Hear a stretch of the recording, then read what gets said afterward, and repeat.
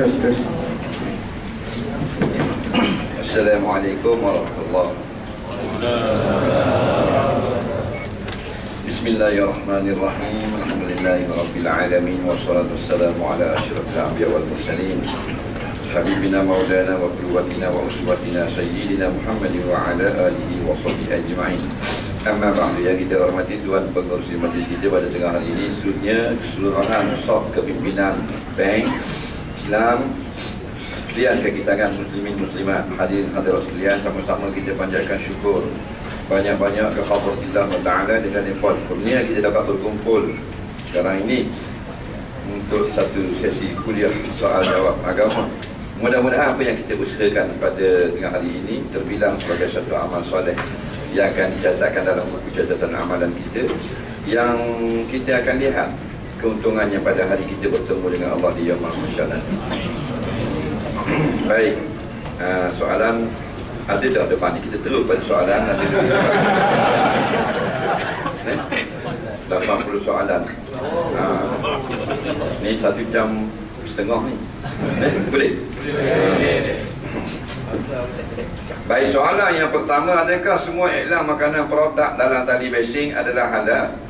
Terutama tali basing 1, 2, 3 seumpamanya. Sebab banyakkan produk bila kita beli tak ada langsung sijil halal dari mana-mana badan yang diiktiraf. Mohon pencerahan. Baik, masalah produk barang iklan dalam tali basing bila beli tak ada tanda halal. Jadi masalah tanda halal ni bukan makna barangan itu garanti halal. Halal ni bila cara membuatnya ikut patuh syarak, itu baru halal. Umpamanya katakan dia buat, cara dia masak, cara dia sedia, barang-barang semua halal belaka, tiba-tiba dekat pack tu dia tulis haram. Halal ke haram? Soalan mudah itu. Semua barang dia buat halal belaka, cuma dia tulis je haram. Halal ke haram? Baru kita pandai agama. Jadi yang menghalalkannya adakah maknanya logo halal ataupun barangan tu sendiri? Cara membuat dah, situ sebenarnya halal. Cuma untuk membantu umat Islam, disediakan maknanya tanda-tanda logo-logo halal untuk kemudahan. Jadi dalam fiqh, dalam fiqh, dalam syariat, apabila dalam sebuah negara ada menyediakan tanda-tanda halal untuk produk-produk makanan, maka kita zoniah berat sebelah halal lah, tak perlu dipertikaikan lagi selagi tidak ada bukti benda itu bersalahan. Jadi kalau ada logo halal, alhamdulillah. Baik, bila ada logo halal, alhamdulillah kita boleh guna. Haramnya suatu makanan bukan kerana tidak ada logo halal. Itu kita kena faham. Beli satu barang tak ada logo halal, haram. Kata apa haram? Tak ada logo halal. Tak ada. Haram ialah daripada 4 perkara. La yahillu li ahadin an yaqulu fi hadza haram wala hadza halalun illa min jihati ramah. Tidak boleh seseorang itu mengatakan ini haram, ini halal, melainkan 4 sumber. Yang pertama, Quran kata haram, baru kita kata haram. Yang kedua, hadis, baru kita kata haram. Yang ketiga, qiyas. Yang keempat, ijma'. Tak ada. Yang kelima, walugulu halalun. Tak ada. Logo tak ada mustahak lagi itu. Dia bukan hukum syarak. Jadi tidak ada logo halal, tidak semestinya haram. Boleh jadi haram, boleh jadi halal. Istimewa pula kalau kita duduk di negara yang maknanya tidak ada menyediakan tanda logo halal. Maka kalau begitu tak mesti haram. Biskut daripada Amerika, tapi dia buat dengan tepung, campur garam, campur gula sikit, campur air, telur sikit. Maka telur kena sebelah dah. Telur kena sebelah. Dia tulis itu ingredient dia. Telur, tepung, garam, gula, a little water, sedikit air. Jadi kita nak kata halal ke haram pasal tak ada logo. Halal. Boleh jadi dia guna kuali masa masak tu, dia letak arak. Boleh jadi. Pasal ini made in California. Boleh jadi. Boleh jadi dalam fiqh tidak dipakai. Jadi bila tak ada logo halal, harap-harap tengoklah ingredient dia punya bahan-bahan. Bila ada bahan-bahan yang meragukan, boleh tak ni? Tak sedar hati. Dak ma yuribuka ila ma la yuribuka. Kalau beragukan, tinggal banyak lagi biskut yang halal yang meyakinkan kamu. Jadi tidak ada logo, tak mestinya haram. Cuma kalau daripada orang-orang bukan Islam, kita kena berhati-hati. Soalan seterusnya, imam di Mekah tak baca doa kunut solat subuh. Kalau kita baca, adakah akan mufarakah daripada imam? Ini pula kenapa tidak 4, tak 3 saja?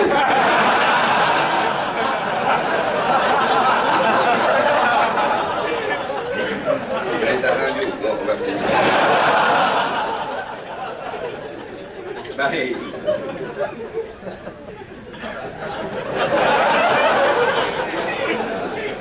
Aku baru nak cari seorang-seorang. Baik, jadi di Mekah imam tak baca kunut. Lepas tu kita nak baca kunut kalau orang yang ikut mazhab Syafi'i. Adakah kita kena mubarakah? Baik, kita gostan dulu. Baca kunut adalah perkara amalan yang berlaku perselisihan, tidak sepakat. Jadi ada mazhab yang mengatakan tidak sunat baca kunut, ada yang mengatakan sunat. Siapa nak ikut silakan. Orang nak amal mazhab Syafi'i, silakan. Tak boleh marah. Orang marah, orang gila. Orang nak ikut mazhab Hambali, tak baca kunut, silakan. Pasal dia Imam Hambali, bukan Haji Hambali, driver taksi.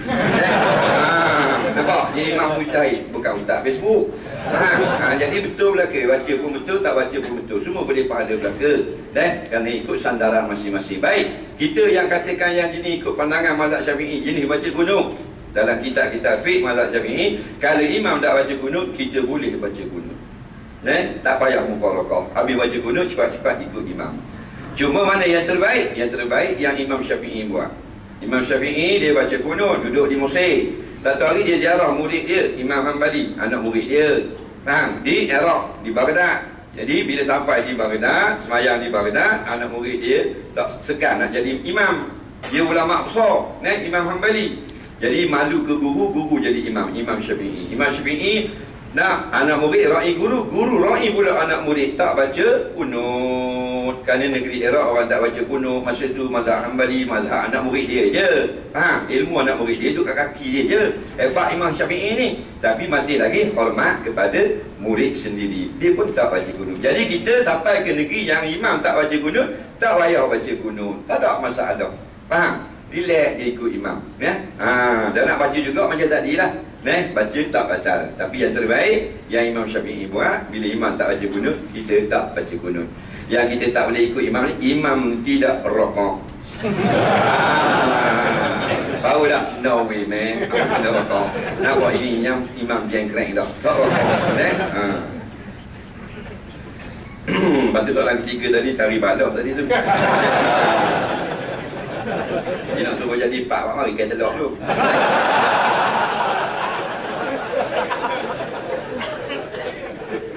Antara dugaan sekitar surah ini adalah memelihara pandangan kerana ramai perempuan yang tidak tutup aurat sempurna, termasuk pelancong, minta bagi tea. Terdapat mereka yang tidak menjaga solat, himpun solat. Baguslah dia solat, tapi biasanya dia solat zuhur akhir waktu. Kira siap, zikir sikit, lepas solat masuk asar. Lepas tu sembahyang selalu, beres selalu.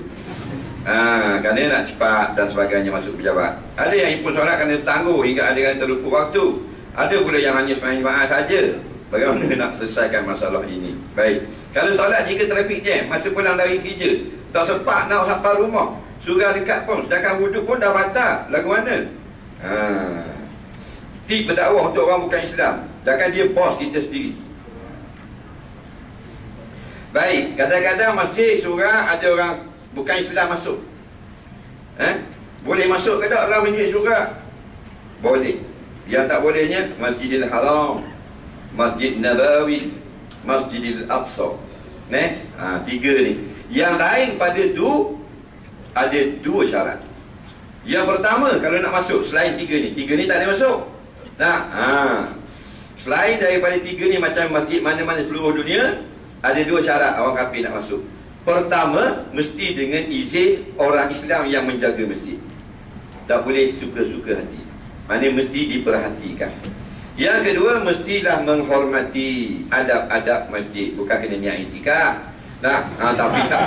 Mana kalau pakai, nak pakai skirt, pakai hak jenis tali aluh tu, tiup. Jadi kalau begitu tak boleh. Dia kena pakai yang pada adatnya, walaupun tidak sempurna sebagaimana orang Islam, tapi ada tanda-tanda menghormati. Sudah memadai. Ini fatwa ulama-ulama. Sebab tu kadang-kadang ada masjid yang sediakan jubah sakuk tu. Jadi kalau dia pakai masih tidak sempurna, dimaaf pada syarak. Kerana bukan dia masuk Islam. Jadi kita nak blok habis sampai nampak muka saja sikit, baru nak nampak masjid, baru nak tengok cara orang semayang, merugikan dakwah Islam. Jadi dia pakai dah, okey dah, taklah panas sangat. Ni sampai tu imam tengok apa jatuh piyo. Jadi dah okey dah. Ada kekurangan, nampak juga kecil di bawah, dimaaf pada syarak. Pasal dia orang bukan Islam, kita nak tarik dia. Kemudian pula orang yang semayang akhir waktu, dekat-dekat nak habis waktu asar, dia Allah mayang zuhur. Habis salam, Assalamualaikum, Waalaikumsalam, Allahu Akbar, asar dah, beres. Boleh untuk orang sakit. Nampak? Sakit benda sakit berat. Yang tak boleh dia nak buat benda ni. Apa benda ni? Kalau apa benda ni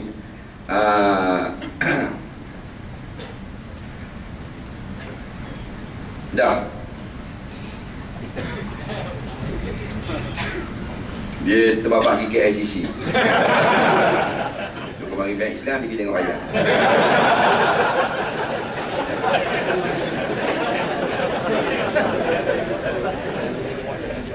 Baik, untuk soalan yang seterusnya tadi, dia kata semayang hujung-hujung waktu ni sebenarnya boleh untuk orang sakit. Sakit lagu mana? Sakit berat. Jadi dia nak bangun banyak-banyak kali, ambil wuduk dan sebagainya. Tak. Dia sakit. Orang sakit kadang-kadang kena orang tolong. Jadi menyusahkan. Bila menyusahkan, al-umur idza dhaqat ittasa'at. Perkara-perkara ni bila dia tersepit, maka dilonggarkan sikit. Patutnya kita semayang awal waktu, tapi oleh kerana susah nak beberapa kali ambil wuduk, dia pun sakit, maka dilonggarkan hukum, boleh semayang hujung waktu. Nampak? Kita tak sakit, orang sihat. Kalau sihat, sakit mental. Nampak tak? Hujung waktu baru nak solat. Tapi kalau maknanya gaji, ambil awal. Ini masalah tu, mental kau tu. Patut ambil hujung-hujung bulan lah. Orang ambil gaji 26 hari bulan. Dia kata saya tak ambil bos, saya ambil ujung bulan depan. Faham tak? Ada pasal duit. Jadi bila bertemu dengan Allah, akhir-akhir sudah dah. Kalau ada meeting, orang meeting pukul 3, pukul 2 suku masuk dah. Kerana dunia punya masa. Tapi meeting dengan Allah buat ujung-ujung. Situ kita muhasabah diri. Kemudian pula masuk dalam kereta nak balik, tak semayang asar lagi ni.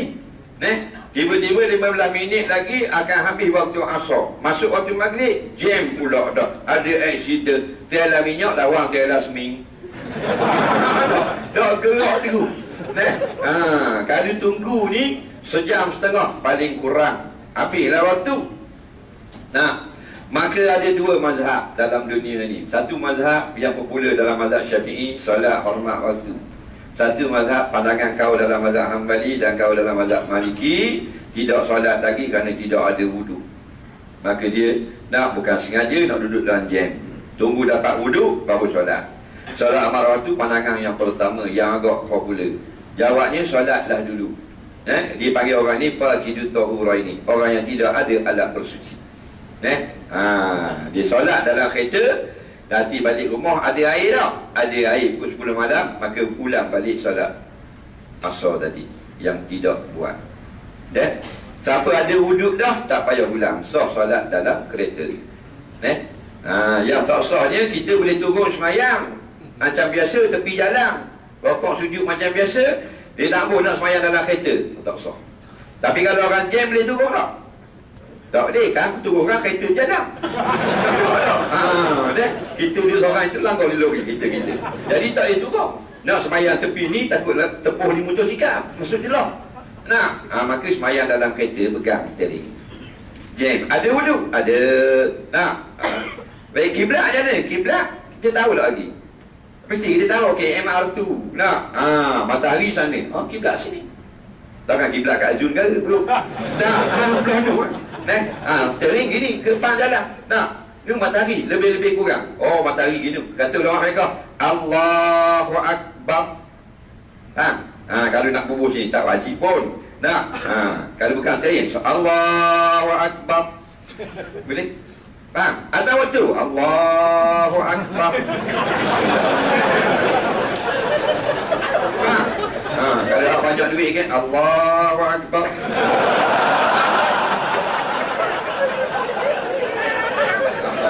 Dua hari dah bisa. Lepas tu jalan, jalan sikit. Bismillahirrahmanirrahim. Alhamdulillahirrabbilalamin. Jalan pula, jalan sikit. So, dah rakak. Allahu Akbar, subhana rabbiyal azim, senang sangat. Nampak? Cukup senang. Islam sesuai dengan kita. Cukup mudah. Dah sujud, sujud tunduk lebih pada rakaat. Allahu Akbar. Jangan sujud kat minyak. Tak boleh kira bodoh kan. Nampak? Cerita kita kan. Jadi senang. 4 rakaat lah. 2 rakaat. Cukup mudah. Tu kata ad-dinu yusrun, agama mudah. Tapi bukan dibuat-buat mudah. Cukup mudah. Soalan seterusnya, cara nak dakwah dengan orang bukan Islam sekarang cukup senang. Jangan ajak masuk Melayu. Yang banyaknya orang kafir takutnya pada orang Melayu. Pasal pelik-pelik perangai, huduh-huduh perangai. Tak tertarik. Ajak masuk Islam. Contoh Islam terbaik, laqad kana lakum fi Rasulillah uswatun hasanah. Contoh ni tak, budi pekerti Rasulullah. Bagi buku-buku. Dia cakap Cina, buku Cina. Dia cakap orang putih, buku orang putih. Lagi mudah sekarang.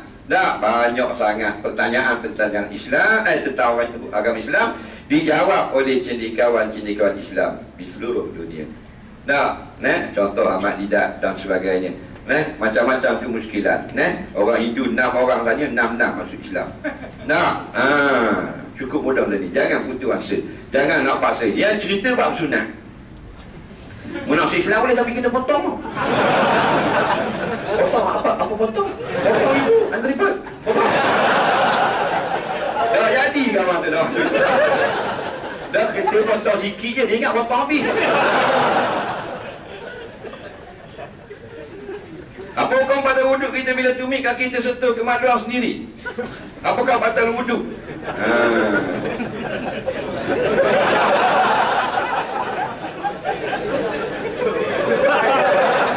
Ini soalan pengurusi pasal hijab. Biasa soalan sentuh tangan tau. Orang tanya banyak dah. Jabat-jabat lain kemaluan sentuh telapak tangan. Ni tanya sentuh tumit. Bendanya main tak tahu. Lepas sentuh tumit tu warna pula. Susah juga nak lipat lagi.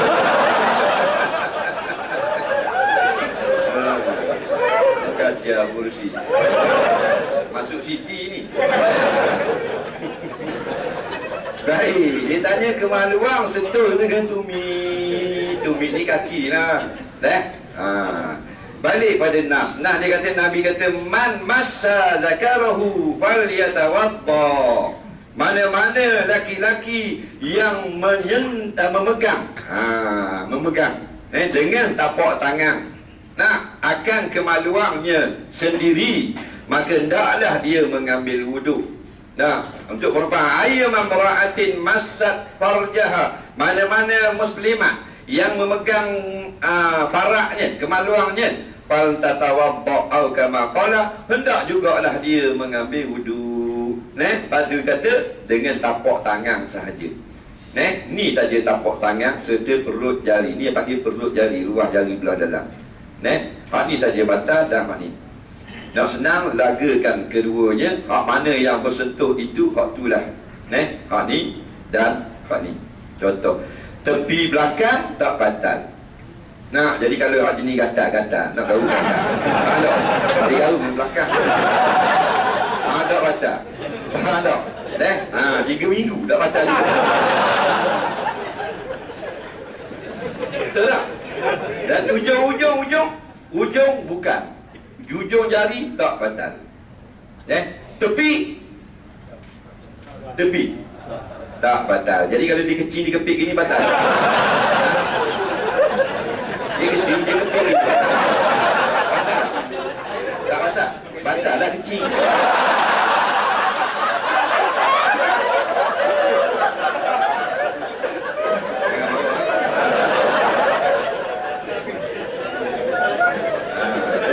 Jadi sedang tahu hukum bekok. Dah tahu sudah. Kamu buat sudah. Dah tahu. Jadi mana lain pada tapak tangan tak baca. Lepas tu dengar molek masa kuliah. Pasal pada menyatakan yang membatalkan wuduk. Yang ketiganya menyentuh kemaluan dengan tapak tangan, maka tiada batal jika sentuh dengan yang lain. Cukup lah. Jadi ulama dia cerdik. Dia sebut yang batal je. Pasal yang batal sikit, tapak tangan. Tidak ada kitab yang sebut yang tak batal. Sebab kalau nak sebut yang tak batal banyak. Faham? Maka tidak batal dengan belakang tangan, tidak batal dengan lengan, tidak batal dengan siku, tidak batal dengan lutut. Nah, tak batal dengan sudu. Nah, dengan sudu rebas, tak batal dengan sudu lori, sentuh dinding. Banyak kena sebut. Payahlah. Sebut yang batal sudah. Lain pada tapak tangan. Tumi, batal tak? Tak batal lah. Pasal tapak tangan saja pegang kemaluan batal.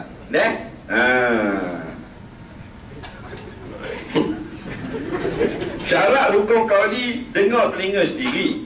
Ada ustaz kata bisikan suara angin tidak dikira sah syarat tersebut. Kalau selama ini saya bisik-bisik itu kerana gambar dah solat saya. Baik. Membaca rukun qauli. Rukun-rukun ni perkara yang mesti buat. Qauli ni benda yang as-saut, bersuara. Al-isma' binafsi, mendengar dengan telinga sendiri. Perlahan pun tak habis. Sah tak? Yang tak sah mulut gerak. Allah Akbar. Sebab tu tidak sah. Jadi kalau kita sudah membuat ada bunyi hilang dan sebagainya, yang lepas-lepas kerana dulu kita tidak tahu, dimaaf pada syarak, mulai sekarang jangan buat lagi begitu. Kerana masalah mendengar sampai di telinga sendiri al-rawami min al-fiqhi.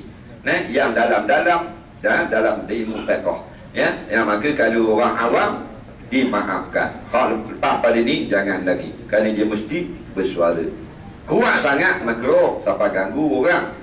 Tak dengar langsung tak sah. Ramai orang takbir tak sah dah semayang. Walaupun Allah bunyi akbar tak ada, tak sah. Allah. Lepas tu kena belajar. Sallu kama ra'aitumuni usalli. Semayang macam aku semayang. Nabi iza qama Rasulullah sallam ila salat qala Allahu akbar. Nabi bila diri nak semayang, Nabi kata Allahu akbar. Alif lam lam alif kabir. Apa sama dengan Rasulullah? Kita tak bunyi. Pak daripada awam. Apa benda? Macam orang mati. Siang tengok. Ayah pergi tak gitu. Soalan seterusnya, apakah balasan kepada orang yang tidak berlaku adil dalam melaksanakan amanah Allah? Adakah terima amal kebaikannya? Solatnya, sedekahnya, hajinya, sepanjang dia menjadi ketua. Baik, kita jadi ketua, kita jadi pemimpin. Bila kita tidak apa benda ni berlaku adil, lagu mana? Adakah amalan kita diterima? Yang pertama, kita kena faham makna pemimpin. Jangan bila pemimpin nampak Perdana Menteri saja. Semua orang ada arahan-arahan di bawah yang dia ada bidang kuasa, dia adalah pemimpin. Perdana Menteri, dia pemimpin bagi rakyat. Allah akan tanya di mahsyar apa yang dia buat pada rakyat dia. Zalim atau tidak, itu yang melepaskan dia daripada neraka. Pemimpin dalam negeri, Menteri Besar akan ditanya adil atau tidak. Pemimpin dalam jabatan, dia ketua pengarah, dia CEO, dia akan ditanya sebab dia ada kuasa. Kalau dia adil, alhamdulillah. Kalau dia zalim, tengok dulu staf tadi maaf tak. Kalau maaf, boleh masuk surga Allah. Tak maaf, na'udzubillah, masuk neraka. Bawah lagi, dalam majikan, kita buka kedai, kita ketua, kuli kerja dengan kita 8 orang. kita kena adil dengan kuli-kuli kita. Allah akan tanya di mahsyar. Kecil lagi dalam rumah tangga, seorang suami pemimpin tak? Pemimpin kena adil dengan anak-anak. Orang Melayu ni kalau adil, dia tengok poligami. Pasal tu dia dirti. Orang yang ada isteri 2 wajib adil. Oh sedap kan mak cakap. Mu terlupa mu ada 3 orang anak, wajib tak adil. Jangan lupa mu tak poligami. Dia kata saya tak adil, saya bini seorang je. Jangan lupa awak anak 3. Allah akan tanya kenapa zalim dengan anak yang ni. Kenapa hak ni bagi duit, hak ni tak bagi. Pun akan ditanya. Dan orang yang membeli seekor ikan sekilar. Sini bagi ikan ke? Ikan laga. Dia anu bagi ikan sekilar. Kalau ekor kembang tu, biru. Dia akan ditanya. Adil atau tidak? Mana? Wajib beri nafkah. Nak? Kalau kita beli ikan, beli seekor balik rumah, maka wajiblah kena beri makan dan betulkan tempat tinggalnya. Waktu wajib. Tak sanggup, lepas balik dalam paya. Kalau beli ayam, beli kucing, wajib kena letak makanan. Tambah lagi, air wajib bagi. Cuma beli ikan, tak wajib kubur air minum.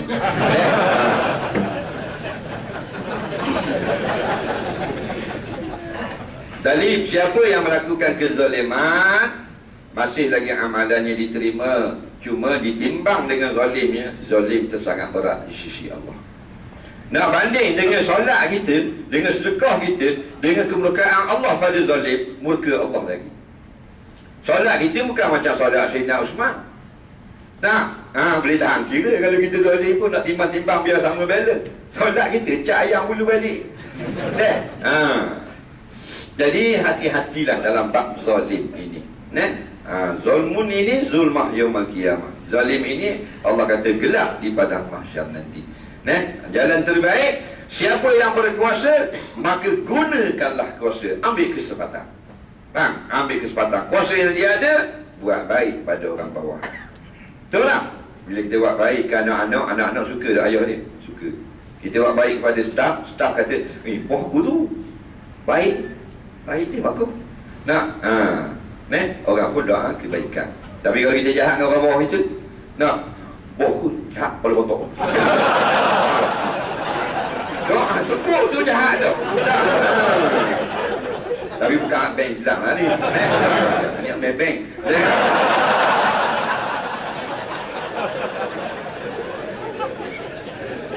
Kalau suatu acara yang ditaja oleh syarikat Arab, boleh kita masuk tak? Tak boleh. Kita orang Islam kan, tak suka. Bila tak suka, sekurang-kurangnya kita tidak menyertai. Tak tahu tak salah. Naik kapal terbang Lufthansa, Jerman punya kapal terbang. Tiba-tiba nak makan burger babi. Dia ingat ke ayam. Makan ustaz tu kok tadi tu. Tak apa-apa babi. Tiba-tiba kawan babi. Astagfirullahaladzim, tak berdosa. Jadi berhati-hati. Sekarang teknologi maklumat dia panggil. Jadi siapa yang tahu dengan pasti, sebor-seborkanlah maklumat. Biarlah dapat kongsi ramai. Hukum simpan kuku. Bagaimana hukum dia? Kuku ni, simpan kuku ada 2. Pertama kuku kat jari, kedua kuku hak potong dah. Hak potong dah, bila kita simpan. Dia jangan buat koleksi lah, dipotong kuku simpan buat koleksi. Baik, berikut pada pertanyaan pada tangan. Hukum potong menyimpan kuku ni maknanya simpan kuku panjang lah. Baik, kuku kita ni kalau lepas daripada isi ni, kita pun potong. Sudah. Panjang sikit harus. Panjang sampai sama lebih daripada jari, makruh. Panjang awak tak lah kapit, haram. Nampak? Lepas pada daging dia ni, kita pun kepit. Sunat. Keluar lebih daripada daging, harus. Panjang daripada jari, lebih dia lagi pula, makruh. Panjang sangat, haram.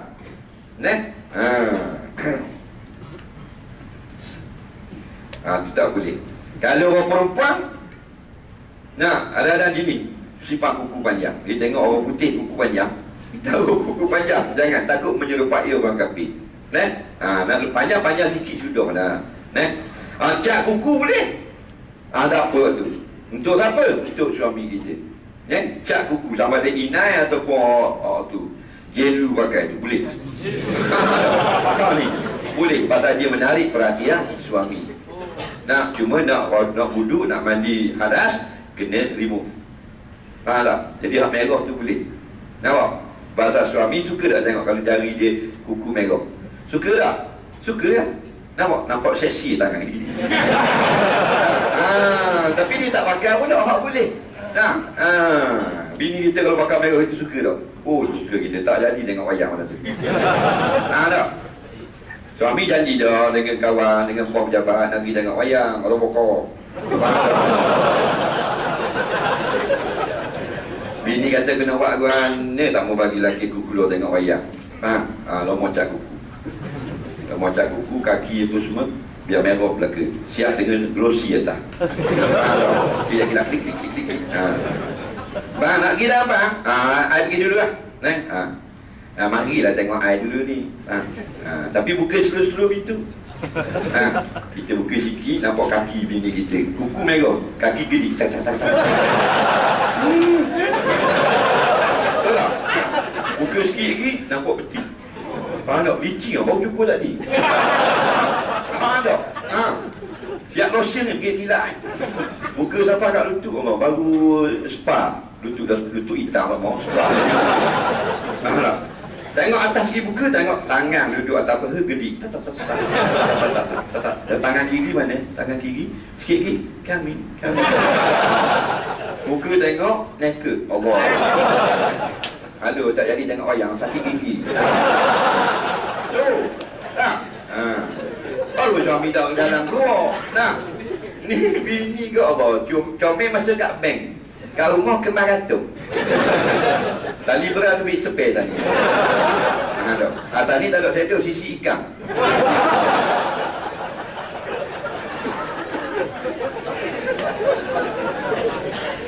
Apa kau pakai jersey lambang syaitan dalam semayang?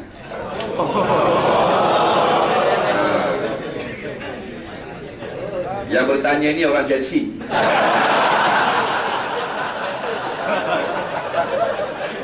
Dia memang nak mampu MU ni.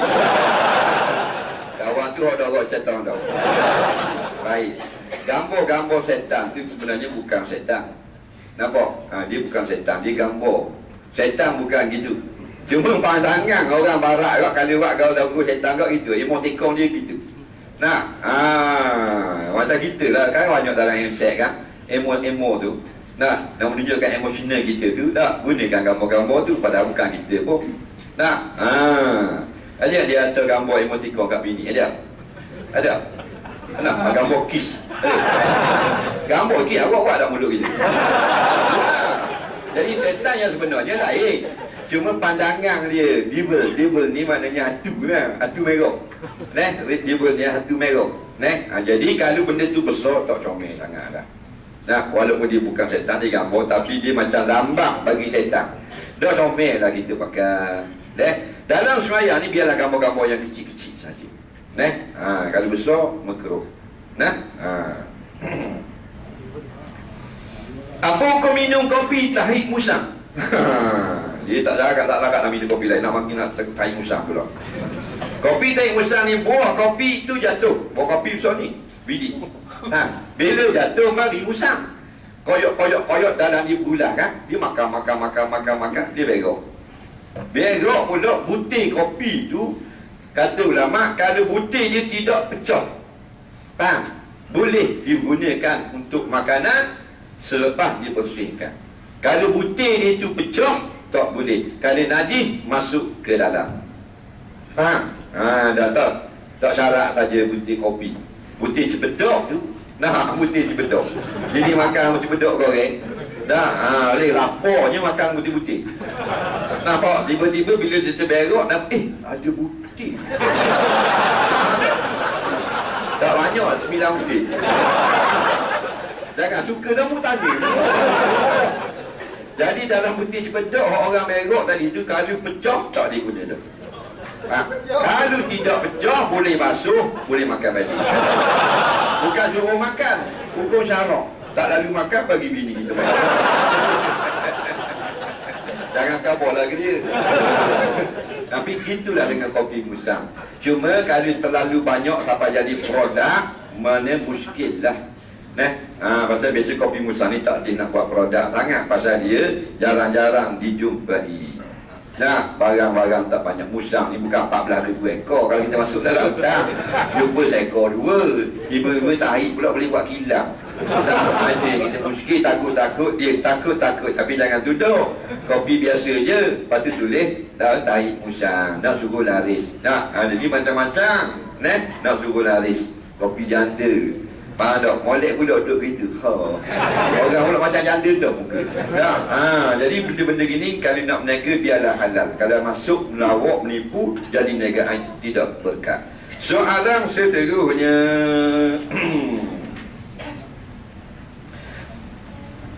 Apa komen seorang suami minta isteri itu bekerja di luar rumah bagi bantu tampung pendapatan keluarga selain daripada memberi peluang kepada isteri itu punya pendapatan sendiri, dapat bergaul dengan masyarakat. Sedangkan isteri ingin bekerja di rumah bagi melaksanakan tanggungjawab yang lebih teratur untuk keluarga. Baik, isteri nak duduk di rumah, suami suruh kerja di luar. Untuk apa kerja? Supaya maknanya dia dapat tambah pendapatan dan sebagainya. Hukum tak wajib taat pada suami. Kerana tugas seorang suami, dia adalah segala-galanya yang mencari duit. Faham? Suami isteri sunat sahaja. Hukum membantu pendapatan suami, bukan wajib. Bab pendapatan, hak bab taat, buat air, buat apa, hak tu wajib. Untuk kerja di luar rumah jadi sunat. Faham? Kita suami, kita cari makan, pakai, pakaian, kenderaan, rumah kita belaka. Cuma sunat isteri ni keluar membantu dengan izin suami. Suami kata aku tak pernah awak kerja, kena berhenti.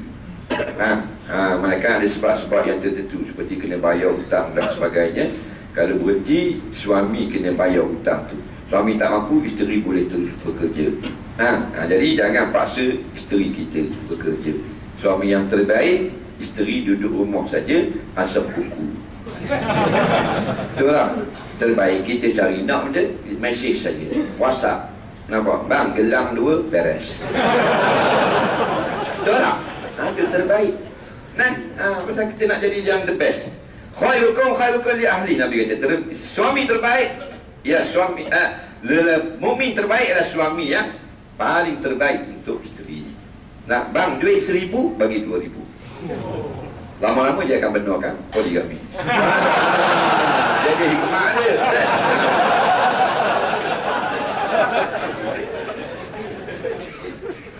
Kebanyakan isteri susah sangat nak pakai stokeng bila keluar bekerja atau keluar bersia-sia atau rasa tidak ada orang tengok. Disebabkan kakinya tidak cantik. Adakah disebab kakinya tidak cantik? Rasanya tak ada orang tengok, kaki dah comel, dia kata. Sekiranya suami telah berkali-kali menegur tapi dia tetap berdegil, adakah suami dia anggap dayus? Adakah wajar diceraikan isterinya hanya sebabkan dia tak mahu menutup aurat kaki? Baik. Orang perempuan bila dia nak keluar rumah yang memungkinkan orang laki-laki memandang, maka wajib menutup aurat. Tidak wajib memakai stokeng. Sama-sama dah sebut tu, wajib tutup aurat. Tak wajib pakai stokeng. Maknanya kalau dia pakai skirt sekalipun, kalau tutup aurat, maka tidak berdosa lagi. Dia pakai bukan skirt, mini skirt. Nampak? Mini skirt yang sama dengan punggung. Tapi dalam kain batik. Dia pakai menutup aurat jadi. Jangan tengok pada nama pakaian, naknya menutup aurat. Jadi kalau dia keluar, dia berjalan, orang akan nampak terus kepada kakinya tanpa kepayahan, maka hukumnya haram. Tapi kalau dia tak pakai stokeng, dia pakai kasut, dia pakai kain yang labuh, maka pada adat dia berjalan tak nampak. Cuma kadang-kadang nak lakar lokang atau orang sengaja nak intip, akan nampak, maka dia tidak berdosa lagi. Yang haram ni, dia jalannya tanpa payah apa-apa, nampak terus dah kaki dia, maka hukumnya haram. Jadi mu nak tutup dengan stokeng ke atau kasut tinggi, boleh. Pakai blouse labuh kat keting tapi boot tinggi, tak ada masalah. Gaya pun ada. Tahu dia pakai seluar dia jatuh atas selipar tu. Tak nampak jari-jari, tak ada masalah. Sebab bukan kata wajib ni sampai buku habis. Wajib ni maknanya biarlah jangan dia berjalan nampak terang aurat dia. Ada kala orang perempuan ditutup dah, kain dia labuh, kasut pula comel, jalan tak nampak kaki. Cuma kalau dia nak naik kereta, kayak gini naik kereta, dia nak langkah masuk tu akan nampak sikit peti dia. Jadi staf-staf tunggu kat kereta tu. Siapa yang berdosa? Orang yang kita tu lah. Jadi yang tak bolehnya dalam keadaan biasa sudah nampak aurat, situ tak betul. Jadi kalau isteri itu degil, memanglah itulah hakikat seorang wanita. Pasal kata degil sangat nak suruh pakai stokeng. Jawabnya bukan bini mu seorang, bini orang lain degil juga. Sebut diri perempuan dia kena degil. Dia kata bini saya tak degil, bini orang lain degil, bini saya tak, bini awak laki-laki. Betul tak? Sebut perempuan dia mesti ada buah degil dia. Betul tak? Si apa ni? Buah kan? Ada? Kahwin lagi? Tak? Perempuan ni degil tak? Degil lah. Kau ada mari, jangan takut. Nampak? Dia degil. Tapi tak ada pelik, jangan marah. Dia orang perempuan. Orang perempuan ni dia suka dilihat cantik. Dan dia keras kepala. Dan dia banyak mulut. Dan dia suka janji palsu. Jangan marah. Itu sifat dia. Apa nama bini kita kan? Tengok dia punya pengorbanan lagi besar. Melahirkan anak kita, mengandungkan anak kita. Kita tak usah beranak, mengandung berat dalam. Awak nak mengandung? Ada butir Sony pendek ke? Ada, okey ada. X-ray episode tu je. Dah bini kita ni budak 4 kilo duduk dalam. Awak nak mohonnya 4 butir duduk dalam. Jadi macam-macam degil tu ni, jangan marah lah. Kita beak dia tu. Perempuan ni kan, dia ni bodoh-bodoh sikit. Tapi bukan bank Islam. Ada catat bank. Jadi jangan putus asa, suruh juga. Jangan sampai nak cerai dengan sikit stokeng. Nabi kata, ada benda kurang tentang isteri kamu, ada benda yang lebih. Kita sendiri pun sempurna tak? Jangan sampai nak cerai dengan kes kecil sangat. Tapi kita ikut nafsu kadang-kadang. Nak dakwah, nak tarbiyah, tapi nak lebih daripada Rasulullah. Nabi ada yang tidak dapat, maknanya hajatnya mendakwah anak isterinya sendiri. Betul tak? Betul lagi kita. Soalan seterusnya. Solat tahiyat masjid di surau Swat ini sah ke tak? Kalau tak sah, apa alternatif solat sunat lain? Baik, dalam mazhab Hanbali bila sebut masjid, sah solat tahiyat masjid. Dalam mazhab Syafi'i bila sebut masjid, sah solat sunat tahiyat masjid. Cuma bila sebut surah mana tak? Surah. Ganu panggil surah. Nampak? Maka dalam mazhab Syafi'i tidak sah, dalam mazhab Hanbali sah. Jadi orang yang duduk dalam surah nak tahiyat masjid, silakan, aku ikut pandangan Imam Hanbali, tak ada masalah. Tak payah balau. Aman damai aja kita. Selalu imam tazkirah pendek lebih kurang 10 hingga 15 minit lepas solat asar, tak akan makan waktu bekerja. Apakah hukum bekerja mengikut tazkirah tersebut? Bila tamat waktu kerja 6 petang, dia balik on time, tak apa menggantikan waktu yang digunakan untuk mengikuti tazkirah tersebut. Inilah sindir aku dah ni.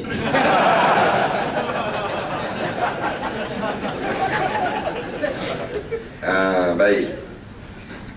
Bila ada tazkirah, katakan makan masa 10 minit waktu bekerja, sekarang patutnya balik pukul 5. Dia balik pukul 5, dia tak tambah 10 minit untuk tazkirah, patut balik 5-10 minit. Hal ni bergantung kepada majikan. Tertakluk pada arahan majikan. Majikan kata kalau kita buat tazkirah lebih 10 minit, kita tambah kerja lebih 10 minit, tak ada masalah. Patut terima kasih pada majikan kerana benarkan tazkirah. Jadi kalau majikan kata tak payah tambah, bukan sama-sama 10 minit je, berkat 10 minit tazkirah, untuk kebaikan bersama. Jadi tak payah tambah. Kalau kata kena tambah, wajib kena tambah. Kalau kata tak payah tambah, tak payah tambah. Baik, majikan saya ni tak tahu kena tambah ke tak? Tak tahu. Bila tak tahu, balik pada urus. Urus ni kebiasaan. Kebiasaan majikan ada tak suruh tambah? Mesti kita dapat faham majikan kita. Majikan kita tak boleh, dia beralus sangat. Kalau benda-benda ni memang disuruh tambah, tambah. Pada adat ni majikan kita orang baik, benda-benda ni dia okey, tambah 10 minit, dia tak suruh tambah balik 10 minit. Baru boleh pakai urus tu. Sampai keluar hitam putih. Nampak? Soalan seterusnya, setelah usai salat jemaah berbual-bual hingga mengambil masa bekerja yang agak lama. Baik, lepas pada sembahyang masih berbual-bual panjang, ambil masa lama, tak masuk lagi buat kerja di pejabat. Ini pun bergantung kepada keadaan. Nampak? Tak ada hukum yang total. Kalau kata majikan tu khabar, lepas solat jangan berbual, terus mari buat kerja. Kita pun berjanji macam mula-mula dulu kita masuk kerja, maka kita telah melanggar janji. Mana tidak etika. Ada yang maknanya panjang mana masa pun kita boleh sembang. Ada juga lagu tu. Lagu mana? Kita sendiri. Okey. Tak masalah. Jadi pandai-pandai tengok berlebih kurang. Dia panggil tasamu. Kita tak dapat kerja betul-betul perfect. Betul tak? Nak tepat sungguh, tak ada buah, tak ada apa, mesti ada juga benda-benda lagu tu. Jadi jangan sampai ada arahan ataupun larangan daripada pihak atasan baru. Kalau benda-benda kecil-kecil, bawah ni lepas pandang. Jangan ambil kira sangat, membebankan staf. Staf pula jangan ambil peluang. Bila anu tak bunyi, awak lebih kurang pula dah. Orang nak memudahkan kita. Bila tak ada keluar kenyataan, tak boleh berbual panjang-panjang, dia buat apa, sejam sekali buat. Tak, yang balik tidur pun ada. Nampak tak, macam-macam peseng. Jadi jangan gitu. Cuma kalau kita jadi orang, jadi tuan punya, kita jadi majikan, dia tak suka staf orang buat kita ke gitu, kita tak suka juga. Maka timbang-timbanglah. Supaya keberkatan tu yang paling penting. Bila barakat, gaji yang paling rendah pun dekat dengan Allah. Kerana barakat punya pasal. Kalau gaji paling banyak sekalipun, kalau tidak ada keberkatan, maka jauh daripada Allah. 3 lagi soalan bonus. Apakah orang laki-laki kafir memegang watak orang Islam? Macam dalam cerita Adriana Rus. Dia ni minat ni. Dia ni minat tengok cerita. Ustaz boleh tak cerita, boleh cerita tak sumpah dalam Islam ni lagu mana? Sumpah bola macam mana? Sumpah tak mengaku zina macam mana? Apa kau guna barang pejabat untuk guna peribadi, ambil pension untuk anak pergi sekolah, pen dan kertas untuk bisnes sendiri, macam mana balok kayak gini. Orang kafir melakonkan watak orang Islam. Dalam kes orang kafir, dia ni boleh baca Quran. Orang kafir boleh sebut Alhamdulillah. Orang kafir boleh sebut Allah. Orang kafir apa benda ni tengok kemalangan boleh sebut Allahu Akbar. Orang kafir yang berlaku kematian boleh sebut Innalillah dan seumpamanya. Orang kafir ambil kopiah pakai boleh. Orang kafir ambil selendang ayah anak-anak tu botol bau boleh. Itu indahnya Islam. Bila tak bolehnya? Apabila ada memudaratkan agama Islam. Apabila boleh mendatangkan fitnah, barulah dihalang oleh pihak berkuasa. Jadi tengok dulu cara lakonan tu lagu mana. Kalau dengan lakonan itu menyebabkan maknanya memberi kebaikan kepada Islam atau kepada diri yang berlakon diri jadi indah, jadi minat kepada Islam, maka terbaik. Cuma jangan ada kehinaan dan sebagainya. Contoh, dia orang kafir, dia berlakon jadi ulama, mengajar dalam lakonan. Yang belajar jadi murid orang-orang Islam. Di situ ada unsur penghinaan. Itu tak boleh. Jadi kena tengok-tengokkan dulu. Jadi tidak ada hukum total mutlak gitu. Macam duduk balau kalimah Allah ni lah. Tak sudah balau. Mengaji tak boleh duduk balau. Bodoh namanya. Sedangkan kalimah Allah ni, kalimah Bismillah ke kalimah Quran kan, semua orang kafir boleh sebut. Lama dah keluar dalam fatwa-fatwa ulama. Cuma mereka kata kalau memudaratkan umat Islam atau tujuan mensendir-sendirkan umat Islam, wajib negara umat Islam mengambil tindakan. Faham lagi? Jadi kalau dalam kes gereja menggunakan kalimah Allah untuk menarik orang Islam kepada agama Kristian, barukah kena bertindak. Soalan yang ke-second lah pada hari ini, sumpah dalam Islam. Contoh sumpah bola, sumpah tak mau mengaku tak berzina.